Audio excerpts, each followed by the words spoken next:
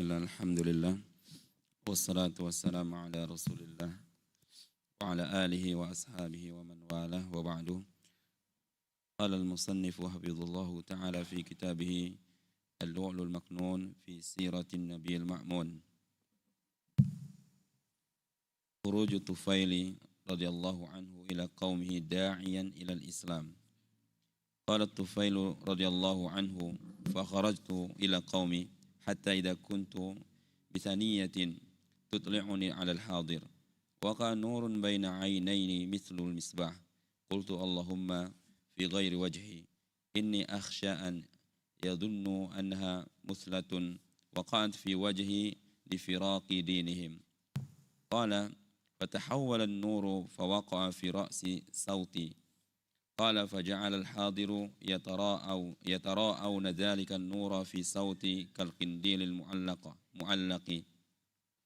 وأنا أهبط لهم من الثنية حتى جئتهم فأسبحت بهم فلما نزلت أتاني أبي وكان شيخا كبيرا فقلت إليك عني يا أبتي فلست منك ولست مني قال لما يا بني قلت أسلمت وتابعت دين محمد صلى الله عليه وسلم قال أي بني فديني دينك فقلت فاذهب فاغتسل وطهر ثيابك ثم تعال حتى أعلمك ما علمت قال فذهب فاغتسل وطهر ثيابه ثم جاء فعرضت عليه الإسلام فأسلم ثم أتتني صاحبتي فقلت إليك عني فلست منك ولست مني قالت لما بأبي أنت وأمي قال فرق بيني وبينك الإسلام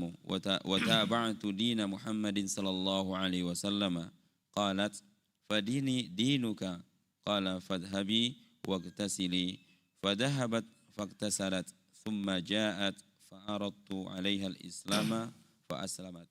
Bismillahirrahmanirrahim. Alhamdulillahi rabbil alamin. Wa nusalli wa nusallimu ala abdihi wa rasulihi Muhammadin wa ala alihi wa sahbihi ajma'in. Amma ba'du. Allahumma alhimna rushdana wa qina syurura anfusina. Allahumma ilaikal mushtaka wa antal musta'anu wa la hawla wa la quwata illa bika. Para al-ikhwatu fillah, bihamdillah, setelah Syawal kita dapat kembali berjumpa melanjutkan pembahasan sirah Rasulullah sallallahu alaihi wasallam yang telah kita tinggalkan mungkin lebih daripada 2 minggu, dan kita akan kembali melanjutkan pembahasan kitab sirah ini. Pada pembahasan yang silam kita telah sampai kepada topik bagaimana Nabi yang mulia sallallahu alaihi wasallam menawarkan dirinya kepada kabilah-kabilah Arab maupun kepada individu-individu tertentu. Ya, Rasulullah tawarkan dirinya kepada berbagai macam kabilah.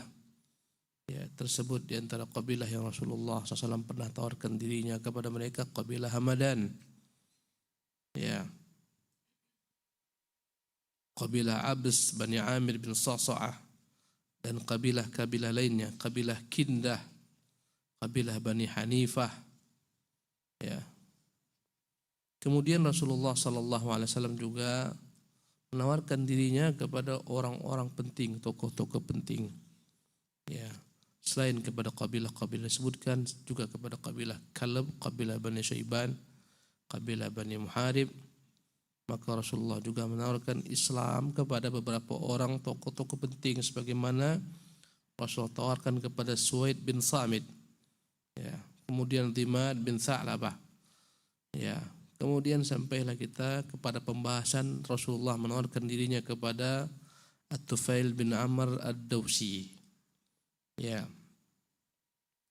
Dan Tufail bin Amr Ad-Dawsi ini adalah dari suku Daus, suku yang berasal dari negeri Yaman, dan dia adalah orang terkemuka di kaumnya. Ya, tatkala dia datang ke Mekah untuk melaksanakan ibadah haji, maka orang-orang Quraisy mengingatkan dirinya agar jangan sampai ya mendekati Muhammad sallallahu alaihi wasallam. Ya, mereka ingatkan agar Tufail tidak coba-coba mendekati Nabi sallallahu alaihi wasallam karena Nabi dianggap adalah tokoh yang berbahaya. Alasannya Nabi sallallahu alaihi wasallam memecah belah jamaah mereka. Ya, dan perkataannya begitu memukau bagaikan sihir yang dapat menyihir. Perkataannya mampu mencerai-beraikan antara ayah dan anak, antara suami dan istri, antara seseorang dengan saudaranya, dengan kerabatnya. Maka jangan sampai engkau terkena sihir Muhammad sallallahu alaihi wasallam. Ya. Apa kata Tufail? Demi Allah mereka terus-menerus berusaha menakut-nakutiku. Ya, sehingga aku telah berjanji dalam diriku untuk tidak mendekati Muhammad dan tidak akan mendengar apapun daripadanya. Ya. Bahkan aku telah menyiapkan diriku manakala masuk ke dalam masjid, aku telah menyumbat telingaku dengan kapas. Karena aku khawatir ada kalimat dari Muhammad yang dapat menyihirku. Ya. Aku pun pergi ke masjid, ternyata aku lihat di sana ada Muhammad sallallahu alaihi wasallam sedang salat di sisi Ka'bah. Ya, aku pun mendekatinya atau aku berdiri dekat dengannya. Ya.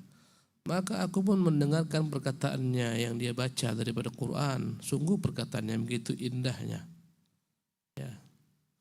Maka aku pun berkata dalam diriku, sungguh laki-laki ini adalah laki-laki yang berkata perkataan yang begitu baik.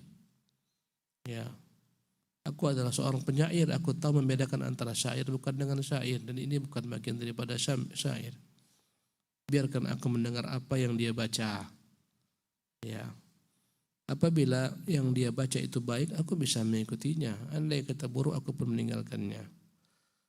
Maka setelah Rasulullah SAW selepas sholat, Rasulullah kembali ke rumahnya, maka Tufail bin Amir ad-Dawsi ini mengikuti Rasulullah sallallahu alaihi wasallam masuk ke rumahnya dan berkata, ya Muhammad, sesungguhnya kamu berkata tentang begini-begini, begini dan begitu.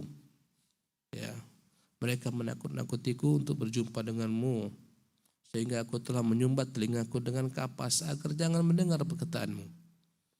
Kemudian Allah Subhanahu wa taala buat aku mendengar perkataanmu. Aku mendengar dia adalah perkataan yang baik. Beritahukan kepadaku apa yang kau bawa. Maka Rasulullah menawarkan kepadaku Islam, membacakan kepadaku Quran. Demi Allah, tak pernah ku dengar perkataan lebih indah daripada apa yang ku dengar, yang lebih adil ya daripada Al-Quran. Maka aku pun masuk Islam, aku pun berikrar syahadat. Ya. Dan aku pun meminta, ya Rasulullah, sesungguhnya aku adalah orang yang dipatuhi di kaumku. Aku akan kembali kepada mereka. Aku akan menyuruh mereka kepada Islam. Maka mintalah kepada Allah Subhanahu wa taala untuk memberikan kepadaku tanda. Semoga dengan tanda tersebut aku dapat mendakwahi mereka. Maka kata Rasulullah, ya Allah, jadikanlah baginya tanda. Keluarlah Tufail, ya At-Tufail bin Amir ad-Dawsi meninggalkan Nabi SAW, kembali kepada kaumnya dari suku Daus di Yaman sana. Ya. Maka kata Tufail, ya, tatkala aku telah tiba di Thaniyah. Thaniyah adalah lembah celah di antara dua gunung. Biasanya dia merupakan pintu gerbang satu kampung. Makanya disebut Thaniyatul Wada'. Ya. Maka aku melihat ada cahaya yang terdapat di antara dua mataku seperti lampu. Ya, ketika dia berjalan di malam hari, dan kebiasaan mereka ketika musafir, orang-orang Arab akan memilih musafir itu di kala sore hingga malam, sehingga pagi hingga duha ketika matahari bersangatan mereka akan beristirahat karena panasnya padang pasir. Maka aku melihat ada cahaya di antara kedua mataku, dan aku pun berkata, ya Allah, jadikanlah cahaya ini bukan di wajahku. Aku khawatir mereka menganggap ini adalah merupakan kutukan bagiku, karena aku telah menyelisih agama mereka. Maka seketika cahaya itu pun berpindah dari atas dahiku, pindah ke tongkatku. Subhanallah. Jadi tongkatnya bercahaya. Bahkan orang-orang yang ada sekitarnya pun melihat cahaya tersebut, bagaikan lentera yang digantungkan di tongkat itu. Aku turun bersama mereka dari lembah Ats-Tsaniyah. Ya, aku pun datang kepada mereka bersama mereka. Ya, tatkala aku tiba di kampung halamanku, katakan kepada ayahku, dan dia adalah orang yang telah tua renta, menjauhlah dariku hai ayah. Engkau bukan lagi dari bagianku dan aku pun bukan bagian daripadamu. Dia pun bertanya, wahai putraku, kenapa? Aku menjawab, sesungguhnya aku telah masuk Islam, mengikuti agama Muhammad SAW. Maka berkata sang ayah, wahai putraku, agamamu adalah agamaku. Aku pun berkata kepadanya, kalau ingin mengikuti agamaku maka mandilah, pergilah mandi. Ya, bersihkan pakaianmu. Kemudian marilah kemari, ku ajarkan kepadamu apa yang diajarkan kepadaku. Kemudian dia pun pergi, dia mandi, membersihkan pakaiannya, kemudian datang. Ku tawarkan kepadanya Islam dan dia pun masuk Islam. Kemudian datang pula padaku istriku. Aku berkata kepadanya, menjauhlah dariku, engkau bukan bagian dariku dan aku bukan bagian daripadamu. Dia pun bertanya, mengapa suamiku? Kutebus engkau dengan ayah dan ibuku. Ya, berkata Tufail, sesungguhnya Islam telah memisahkan antara kita berdua. Aku telah mengikuti agama Muhammad. Dan dia pun berkata, maka apa yang menjadi agamamu itu pula agamaku. Aku berkata kepadanya, pergilah, mandilah. Dia pun pergi, kemudian mandi, kemudian kutawarkan kepada Islam dan dia pun masuk Islam. Nah. Assalamualaikum ilaikum. Doa Rasul sallallahu alaihi wasallam liqabilati Daus bil hidayah. Qala Tufail radhiyallahu an wa da'awtu Dausan ila al-Islam fa abta'u alayya. Thumma ji'tu Rasulullah sallallahu alaihi wasallam bi Makkah fa qultu ya Rasulullah inna Dausan qad asat wa abat fad'u Allah 'alayha fastaqbala Rasulullah sallallahu alaihi wasallam al-qiblata wa rafa'a yadayhi faqala an-nas halaku faqala Rasulullah sallallahu alaihi wasallam Allahumma hdi Dausan wa'ti bihim Allahumma hdi Dausan wa'ti bihim thumma qala Rasulullah sallallahu alaihi wasallam li-Tufail radhiyallahu anhu irji' ila qaumika fad'uhum warfuq bihim qala Tufail faraja'tu ilaihim falam azal bi ardi Dausin ad'uhum ila al-islam hatta hajara Rasulullah sallallahu alaihi wasallam ila al-Madinah wa qada badran wa uhudan wal khandaq thumma qadimtu ala Rasulillah sallallahu alaihi wasallam biman aslama bin qaumi wa Rasulullah sallallahu alaihi wasallam bi Khaybar hatta nazaltul Madinata bi 70 aw 80 baitan bin Dausin thumma lahiqana Rasulullah sallallahu alaihi wasallam bi Khaybar wa kana min baini qabilati Dausin alladhina aslamu ala yadi Tufail ibni Amrin ad-Dausi radhiyallahu anhu rawiyatul Islam Abu Hurairah radhiyallahu anhu. Kemudian doa Nabi sallallahu alaihi wasallam untuk kabilah Daus. Jadi kabilah Daus adalah kabilahnya Tufail bin Amr. Berkata Tufail, aku berusaha mendakwakan Islam kepada suku Daus. Namun mereka aku lihat ya sulit untuk menerima dakwahku. Mereka tidak segera bergegas menerima dakwah tersebut. Tentunya yang namanya dakwah yang dibawa seseorang yang menyelisihi apa yang ada pada masyarakat yang sudah mengurat mengakar tidaklah mudah sebagaimana membalikkan telapak tangan. Ya, karena itulah Tufail kesulitan mendapati kaumnya yang begitu berat menerima dakwahnya padahal dia adalah kepala suku, orang yang dipatuhi di sana. Akhirnya Tufail kembali menemui Rasulullah SAW ke Mekah. Dia berangkat meninggalkan Yaman, berangkat ke Mekah. Tibanya di Mekah dia berkata, ya Rasulullah, sesungguhnya sukuku Daus, suku yang bermaksiat, menentang Allah dan Rasulnya. Mereka enggan menerima agama Islam. Ya Allah, doakanlah agar mereka dibinasakan Allah Subhanahu wa taala.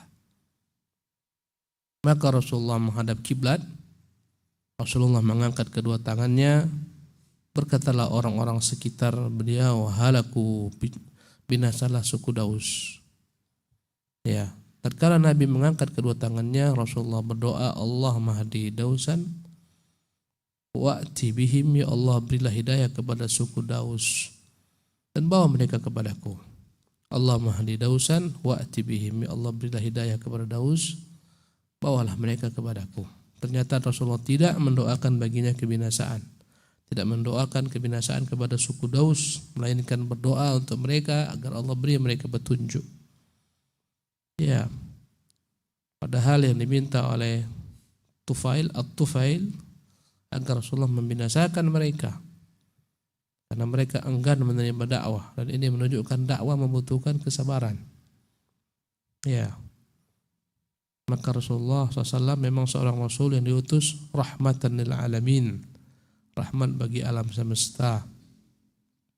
Rasulullah SAW tidak senang kalau manusia itu binasa, celaka. Rasulullah ingin agar mereka menerima hidayah, sehingga Rasulullah mendoakan bagi mereka hidayah.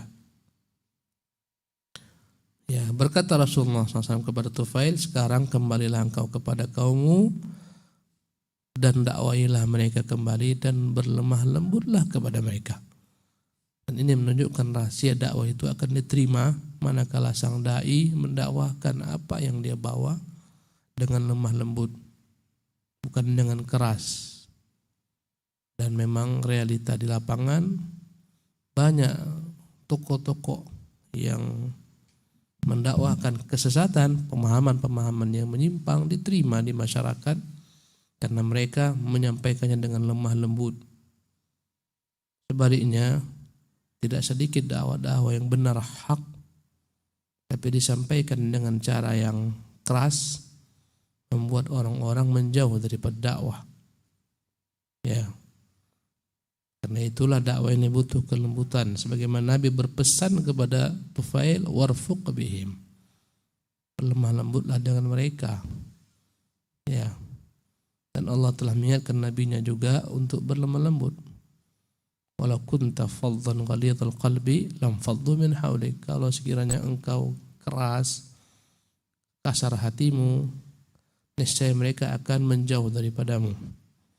Inilah pesan Nabi kepada At-Tufail. Dan ini menunjukkan kepada kita, orang manakala menerima dakwah kebenaran, kadang-kadang semangat yang berlebihan membuat dia menyuarakan kebenaran dan ingin cepat kebenaran tersebut diterima oleh manusia. Padahal masalah diterima adalah milik Allah. Dia hanyalah menyampaikan dan bersabar di atas jalan tersebut. Berkata Tufail, aku pun kembali kepada mereka. Aku terus mendakwahi mereka. Berarti dengan pesan Nabi, Tufail telah berubah. Dia bersabar mendakwahi kaumnya. Aku mendakwahi mereka kepada Islam hingga akhirnya Rasulullah SAW telah diperintahkan Allah hijrah ke kota Madinah. At-Tufail masuk Islam tahun ke-10 kenabian. Berarti setelah itu 3 tahun setelah itu baru Rasulullah hijrah. Ya. Rasulullah meninggalkan Mekah 13 tahun setelah masa kenabian. Dan Tufail setelah tahun ke-10 menetap di kaumnya, mendakwahi kaumnya sampai mendengar Nabi hijrah, sampai mendengar Rasulullah SAW berangkat di perang Badar mengalahkan musuh-musuhnya. Perang Badar pada tahun kedua Hijriah di bulan Ramadan. Kemudian sampai perang Uhud di bulan Syawal tahun ketiga Hijriah.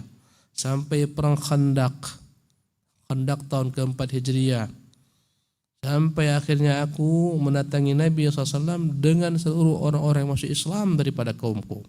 Ketika Rasulullah SAW berada di Khaybar. Penaklukan Khaybar pada tahun ke-7 Hijriah. Berarti dia berdakwah di kaumnya 10 tahun. Akhirnya datang membawa kaumnya, ya, dengan jumlah yang lumayan banyak, antara 70 sampai 80 kepala keluarga. Ya. Setibanya di Madinah mendengar Rasulullah Khaybar, kemudian dia pun berangkat ke Khaybar.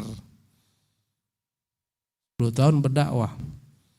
Ya, dan dia berhasil mengislamkan suku Daus. Di antara kebaikan Tufail bin Amr ad-Dausi ini adalah masuk Islamnya Abu Hurairah. Abu Hurairah berasal daripada suku Daus dan masuk Islam daripada dakwah Tufail bin Amir ad-Dausi, dan Abu Hurairah terkenal sebagai simbol daripada pembawa hadis Rasulullah sallallahu alaihi wasallam. Maka segala macam kebaikan Abu Hurairah akan dituliskan pada catatan kebaikan At-Tufail bin Amir ad-Dausi, karena dialah penyebab Abu Hurairah masuk Islam. Maka betapa besarnya ganjaran memberi hidayah kepada manusia. La an yahdiyallahu bika rajulan khairun laka min humurin na'am. Min humurin na'am. Min humrin na'am. Jikalau Allah memberi petunjuk dengan sebabmu seseorang lebih baik daripadamu, lebih baik bagimu daripada unta-unta merah. Jarang-jarang unta merah. Unta merah 1.000, satu dari 1.000. Dikatakan dia adalah min anfasi amwalil Arab, yang paling bernilai daripada harta orang Arab adalah unta merah. Maka orang yang beri petunjuk seseorang lebih baik baginya daripada dia mendapatkan unta merah. Inilah keutamaan daripada dakwah. Naam. Ahsanallahu ilaikum. Istishhadu Tufail ibn Amr radhiyallahu anhu. Wa aqama Tufail radhiyallahu anhu bil Madinati ma'a Rasulillah sallallahu alaihi wasallam hatta qabada Allah rasulahu sallallahu alaihi wasallam. Falamma irtaddat al-Arabu kharaja ma'al muslimina liqitalil murtaddin. Wastushhida radhiyallahu anhu fi ma'rakatil Yamamah.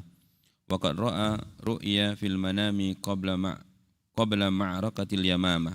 Faqala li ashabihi inni qad ra'aitu ru'ya fa'biruha li. Ra'aitu anna ra'si khuliqa wa annahu kharaja min fami ta'ir wa annahu laqiyatni imra'atun fa'adkhalatni fi farjiha wa ura ibni yatlubuni talaban hasisan thumma ra'aituhu hubisa anni qalu khairan qala amma ana wallah faqad awwaltuha qalu madha qala amma khalqu ra'si amma halqu ra'si wa amma Ahsanallahu ilaikum. Amma halqu ra'si faqat'uhu wa amma at-ta'iru alladhi kharaja min fami faruhi wa amma al-mar'atu allati adkhalatni farjaha fal ardu tuhfaru li faghibu fiha wa amma talabu ibni iyaya thumma habasuhu anni fa inni arahu sayajhadu an yusibahu ma asabani. Faqutila radhiyallahu anhu fi ma'rakatil Yamamah, thumma qutila ibnuhu fi ma'rakatil Yarmuk fi khilafati Umar bin al-Khattab radhiyallahu anhu. Qala al-Hafidz Ibnu Katsir rahimahullahu ta'ala wa qad waqa'a al-amru kama awwalaha radhiyallahu anhu. Nah, kembali kepada cerita Tufail ini, bagaimana akhir kehidupan Tufail.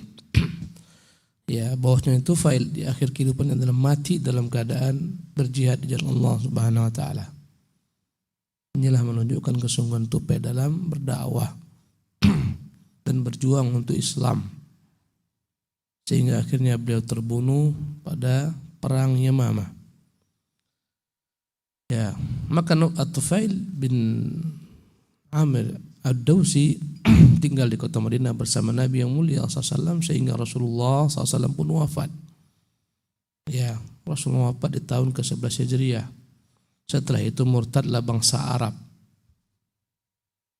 Ketika Rasulullah wafat, sebagian besar bangsa Arab murtad. Kenapa mereka murtad? Jawabannya karena sebagian mereka kena syubhat. Jika dia Nabi, kenapa dia mati? Sebagaimana syubhat ini pun pernah menempel di kepala Umar. Ketika dikatakan Nabi meninggal, Umar tak terima. Kalau Umar orang yang turun kepadanya wahyu, berdekatan dengan Nabi SAW terkena syubhat ini, bagaimana orang yang jauh daripada kota Madinah? Yang kedua, Mengapa mereka murtad? Sebagian mereka masuk Islam tidak sungguh-sungguh. Masuk Islam karena Islam kuat, menguasai jazirah. Sebagian mereka itu punya kepentingan di kaumnya. Sebagian mereka itu kepala-kepala suku yang ditakuti kaumnya, dibayarkan kepada mereka berbagai macam bentuk pajak dan semacamnya. Ketika Islam datang, maka Islam menghapuskan segala macam apa yang mereka miliki daripada kekuasaan. Mereka tak punya lagi kekuasaan dalam pengertian dibayarkan kepada mereka berbagai macam pajak, retribusi dan semacamnya. Ya, karena semuanya diambil alih oleh Islam dalam bentuk zakat. Yang diambil dari orang-orang kaya dibagikan kepada orang-orang miskin. Dan sebagian besar daripada bangsa yang murtad motifnya adalah enggan membayar zakat. Sebagian murtad karena menganggap Nabi mustahil wafat. Sebagian mereka tidak mengatakan murtad, tapi mereka enggan membayar zakat. Dengan syubhat di otak mereka, zakat itu adalah merupakan kewajiban yang ditunaikan kepada Nabi SAW. Kata Allah, khudz min amwalihim sadaqatan. Ambil daripada harta mereka wahai Muhammad zakat, tutahhiruhum wa tuzakkihim biha. Dengan itulah engkau dapat mensucikan mereka. Ya. Tutahhiruhum wa tuzakkihim biha, mensucikan harta mereka, mensucikan diri mereka. Wa shalli alaihim, dan doakanlah mereka, fa inna salataka sakanun lahum. Doamu adalah merupakan penawar bagi hati mereka, menenteramkan hati mereka. Kata mereka, ini ayat hanya berlaku untuk Muhammad. Muhammad meninggal tak ada kewajiban zakat. Ya, mereka menganggap zakat bukan ibadah tapi merupakan pajak. Mereka enggan membayar zakat. Maka mereka diperangi oleh Abu Bakar Siddiq radhiyallahu anhu ardhah. Dan sempat terjadi perselisihan di antara sahabat ketika Abu Bakar akan memerangi kaum murtadin dan orang-orang yang membayar zakat. Kata Umar, ya Abu Bakr, kaifa qataltahum? Faqad qalu la ilaha illallah. Wahai Abu Bakar, bagaimana kau perangi mereka yang enggan membayar zakat? Bukankah mereka masih punya syahadat? Bukankah mereka masih mengucapkan kalimat la ilaha illallah? Maka berkata Abu Bakar Siddiq, wallahi laqataltu man faraqa baina salati waz zakah. Demi Allah, aku akan memerangi orang-orang yang membeda-bedakan kewajiban salat dan kewajiban zakat. Dalam Quran Allah selalu senantiasa mendatangkan kewajiban membayar zakat setelah kewajiban salat. Wa aqimus salata wa atuz zakata. Bagaimana mungkin kupisahkan dua perintah yang bergandengan?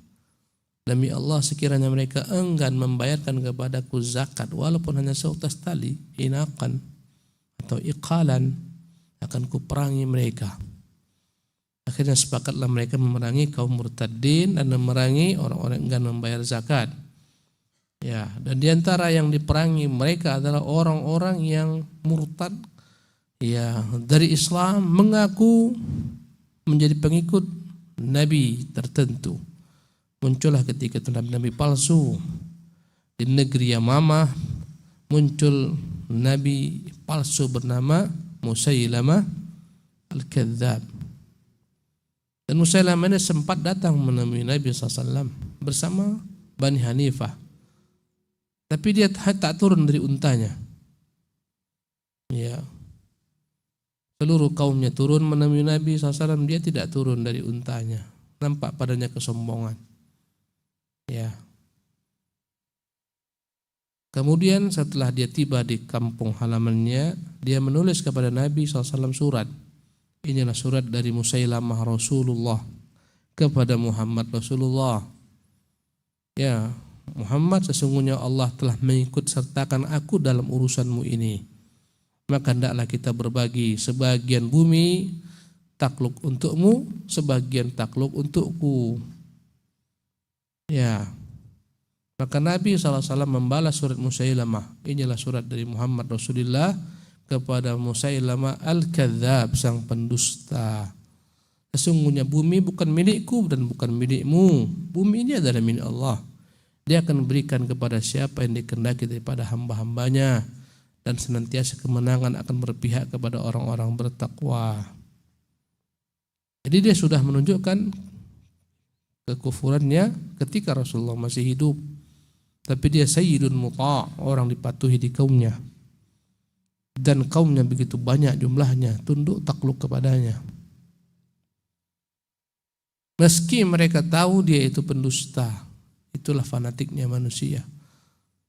Di antara salah satu panglima Musailam al-Kadzdzab pernah berjumpa dengan Amr bin As. Kala itu Amr bin As belum masuk Islam. Maka dia bertemu dengan panglimanya Musailam al-Kadzdzab dan dia berkata, sesungguhnya telah datang kepada sahabat kami di negeri Yamama apa yang datang kepada sahabatmu. Kemudian berkata Amr, apa yang datang kepadanya? Wahyu sebagaimana datang kepada sahabat, maksudnya Muhammad.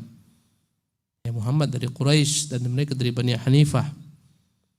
Maka berkatalah ketika itu Amr, coba kau bacakan kepadaku wahyu yang telah sampai kepada sahabatmu. Dibacakanlah sepotong dua potong bait-bait, kalimat-kalimat yang tak bermakna. Ad-difda, mad-difda, kata, tahukah engkau apakah kata, dan semacamnya. Maka tertawalah Amr mendengarnya dan dia berkata, sungguh demi Allah aku tahu bahwasanya engkau tahu dia itu berdusta. Sahabatmu itu berdusta. Maka berkatalah panglimanya Musailamah, sungguh pendusta dari Bani Hanifah lebih kami cintai daripada orang jujur dari Quraisy. Masalah fanatik, rasis, ini penghalang hidayah. Yahudi tak mau masuk Islam gara-gara merasa mereka lebih layak menerima hidayah. Akhirnya ketika Rasul wafat semakin menjadi-jadilah Bani Hanifah, sehingga Abu Bakar merintahkan mereka untuk memerangi Bani Hanifah. Peperangan begitu dahsyat, mereka punya benteng yang kokoh yang tak dapat ditaklukkan, sehingga benteng tersebut berhasil dibuka oleh Bara. Berkata Bara kepada sahabat-sahabat, masukkan aku dalam ketapel ini, campakkan aku ke atas. Dahulu kala ada namanya menjanik, alat pelontar seperti ketapel. Biasanya diisikan batu-batu. Maka diisilah amunisinya Bara. Campakkan saya biar saya buka benteng.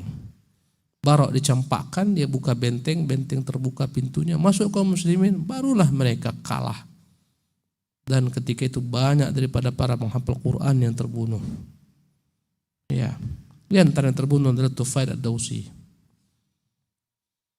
Jadi tatkala murtad bangsa Arab, keluarlah kaum muslimin memerangi kaum murtadin dan terbunuhlah sebagai syahid Tufail bin Amr ad-Dawsi dalam peperangan Al-Yamamah ini.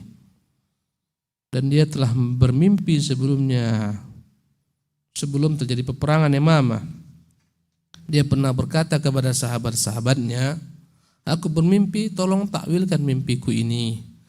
Aku melihat rambutku dicukur habis.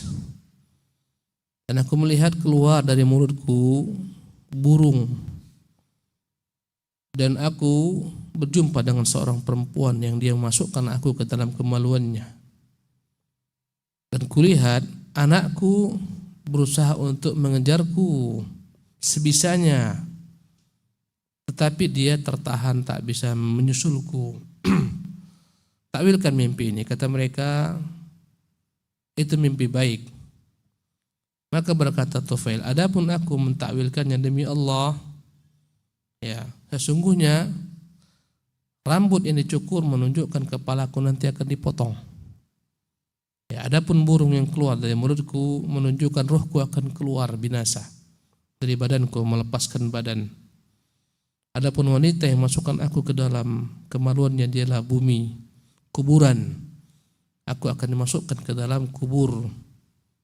Kemudian ditimbun, ditanam. Adapun anakku yang berusaha mengejarku namun terluput sehingga terhalang antara aku dan dia, sesungguhnya dia akan bersungguh-sungguh, berpayah-payah sehingga akhirnya dia pun akan mengikutiku pula. Akhirnya dia terbunuh pada peperangan Ma'arakatu al-Yamamah, peperangan Yamamah. Adapun anaknya baru kelak terbunuh pada peperangan Al-Yarmouk di masa Umar bin Khattab radhiyallahu anhu arda. Berkata Al-Hafidz Ibnu Katsir rahimahullah, waqad waqa'a al-amru kama awwalaha. Sungguh apa yang dikatakan oleh At-Tufail bin Amir Ad-Dawsi ini benar-benar terjadi persis sebagaimana yang dia katakan. Alikhwatu fillah rahimakumullah, demikian kajian kita pagi hari ini. InsyaAllah di kesempatan minggu akan datang kita akan mengkisahkan tentang keislaman Iyas bin Mu'adz. Ya, setelah itu kita akan masuk kepada keislaman kaum Ansar.